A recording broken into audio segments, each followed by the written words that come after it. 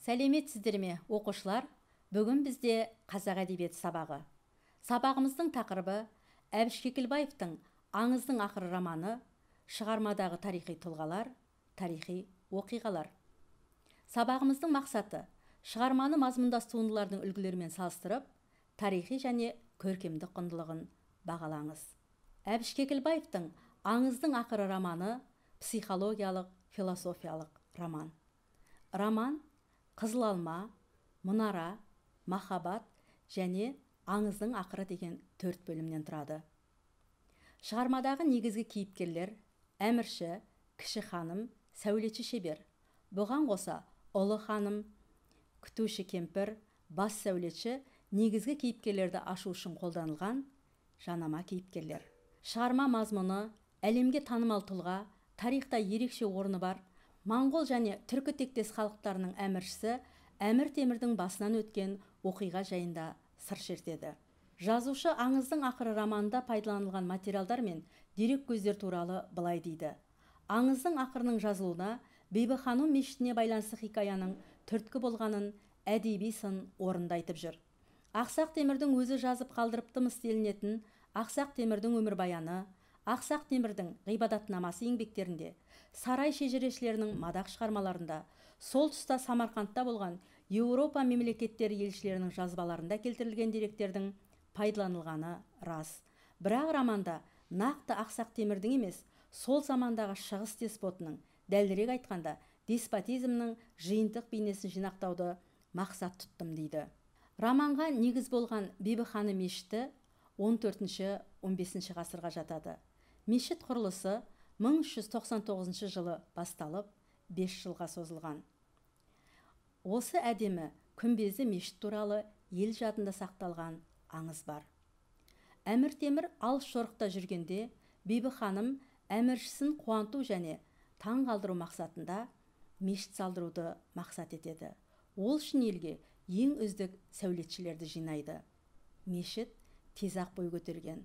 Бірақ Бибі-ханым мешіт құрылысын тезірек бітіруді тапсырып, бас сәулетшіні асықтыра береді. Өйткені әміршінің елге оралатын уақыты жақындап қалады. Сонда жас сұлудың көркі мен шырайына қызыққан бас сәулетші, егер мешіт уақытылы бітсін десең, бетіңнен бір сүйгіз деп шарт қояды. Бибі-ханым ашуланып, неге маған қадалып қалдың? Мен өзің қалаған кез келген күңімді беремін. Мынау әр түске боялған жұмыртқаларға қарашы. Бұлардың түр түсі әртүрлі болғанмен, жары жіберсең бәрі бірдей. Біз әйелдер осындаймыз дейді. Сонда бас сәулетші, мынау шыны ыдысқа құйылған ақ шарап пен суға қарашы, бұлардың да түр түсі бірдей. Бірақ ішсең, бірі өзінің уытымен күйдіреді, ал екіншісінің дәмінде сезбейсің. Махаббат деген осындай дейді. Ал Бибі-ханымның сәулетшінің шартымен келіспеуге амалы қалмайды. Әмір Темір елге оралып, мешітті көріп қуанғанымен, жаста сұлу келіншегінің бетіндегі жігіттің ернінің ізін көріп қатты ашуланады. Бибі-ханым барлық шындықты айтып береді. Әмір Темірдің бұйрығымен сарбаздар бас сәулетшіні іздей бастайды. Бас сәулетші өзінің шәкіртімен бірге мешіттің мұнарасына жасырынады. Сарбаздардың қолына сәулетшінің шәкірті түседі. Шәкірттен бас сәулетші қайда деп сұрағанда, ұстаз қанат байлап мешітке ұшып кетті деп жауап берген екен. Қымбатты балалар, сіздерге аңыз ұнады ма? Егер аңыз ұнаған болса, онда роман мен аңызға байланысты бірнеше тапсырмалар орындайық. Аңыздың ақыры романы мен тарихи аңыз желісінің айырмашылығы қандай? Қос парақ кестесін толықтыру арқылы айырмашылықтары мен ұқсастықтарын салыстырыңыз.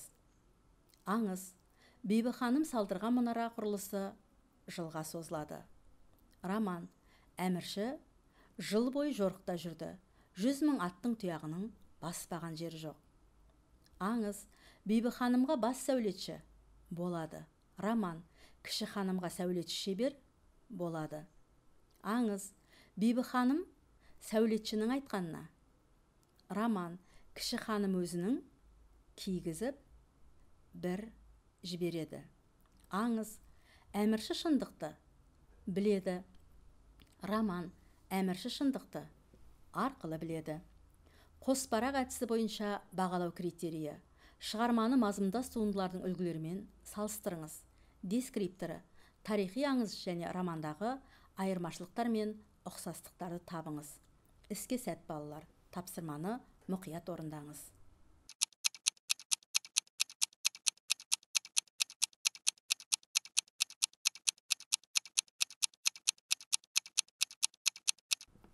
Жарайсыздар, бәрекелді балалар.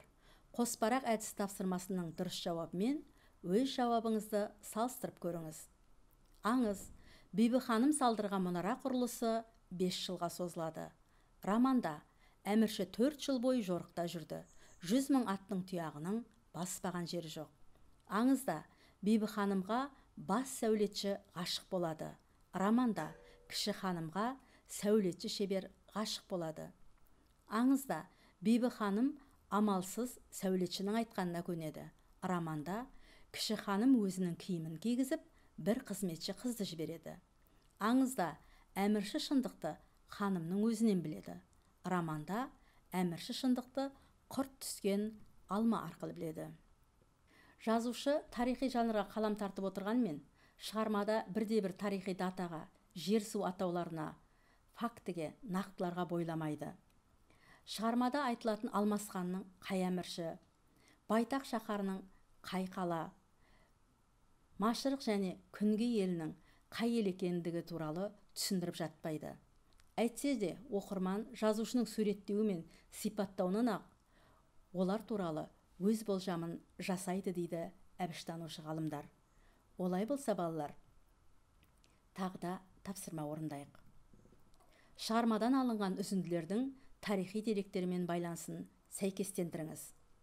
Шығармадан үзінді: Ол не болса да Байтақ шаһарының өзіне сармасадай самсаған қалың қолымен кірмек. 3 тарапты табанына таптап келе жатқан әміршілерін халық өз көзімен көріп, айбынып қалсын. Машырықтан келген елшіні әмірлер мен қолбасыларға, тіпті өзінің балаларына да жуыттырмай қойғанды. Ат тұяғы жетер жерде бұның қоласына қарамаған жалғыз-ақ ел бар.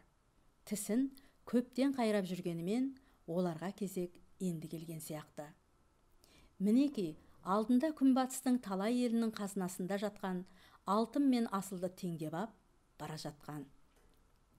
Осыдан 10 жыл бұрын Күнге еліне жорыққа аттанарда диуана пікірі екі айырылды. Тарихи деректер: Әмір Темір 1395 жылы Терек өзенінің бойында Тоқтамыспен соғысады. Тоқтамыс жеңіліп, қашып құтылады. Темір Астрахан қаласын алады. 1386-1387 жылдары Хамадан мен Тебризді бағындырады. Исфахан қаласын, яғни Иранды алады. Әмір Темір 1370 жылы астанасы Самарқанд болған ірі мемлекеттің билеушісі болып жарияланады. 1405 жылы Қытайға жорыққа шыққан жолда қайтыс болады. Сәйкесін тап әдісі бойынша бағалау критерийі: шығарманың тарихи құндылығын айқындаңыз. Дескрипторы: шығарма үзінділерін тарихи деректермен салыстырып сәйкестендіріңіз. Балалар, сіз тарихтан қаншалықты жақсы білесіз? Өз біліміңізді көрсетер сәт туды. Ендеше тапсырманы ұқыптылықпен орындаңыз. Сәттілік тілеймін.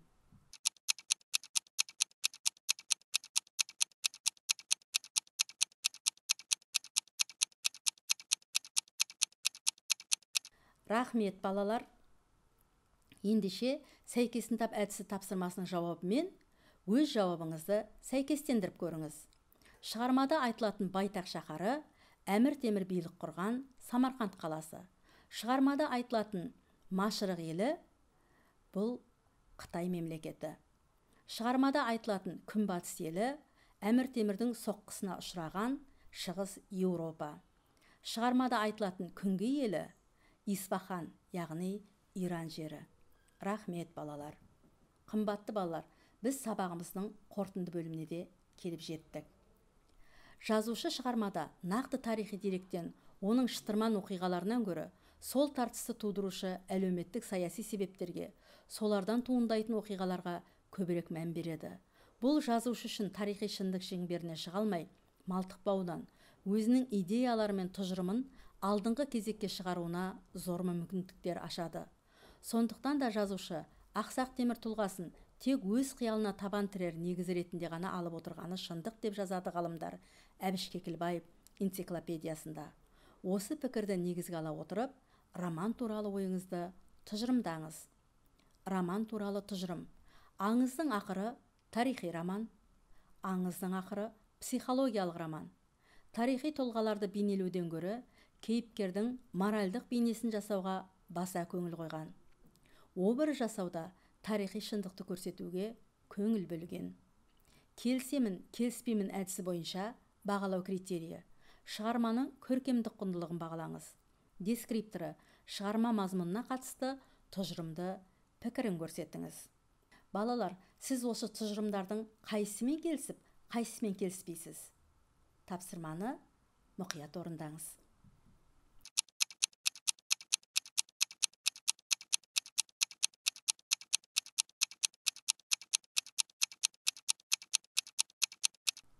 Рахмет балалар, бәрекелді, жарайсыздар. Келісемін, келіспеймін әдісі бойынша тапсырманың ықтимал жауабымен таныс болыңыздар. Аңыздың ақыры тарихи роман. Келіспеймін. Аңыздың ақыры психологиялық роман. Келісемін. Тарихи тұлғаларды бейнелеуден гөрі кейіпкердің моральдық бейнесін жасауға баса көңіл қойған. Келісемін. Образ жасауда тарихи шындықты көрсетуге көңіл бөлген. Келіспеймін. Қымбатты оқушылар, біз бүгін сабағымыздың өн бойында романды тарихи аңыз желісіменен салыстырып ұқсастықтар мен айырмашылықтарын таптық. Шығармадағы тарихи деректерді анықтадық. Шығарманың көркемдік құндылығын бағаладық. Олай болса, сабақ өз мақсатына жетті. Ендеше дәптерімізді ашып, үй жұмысын белгілеп алайық. Үй жұмысы. Шығарманың аңыздың ақыры аталу себебі не? Алмасқан образын суреттеу арқылы қаламгер не айтқысы келді? Жазушының адам психологиясын талдаудағы шеберлігі қандай?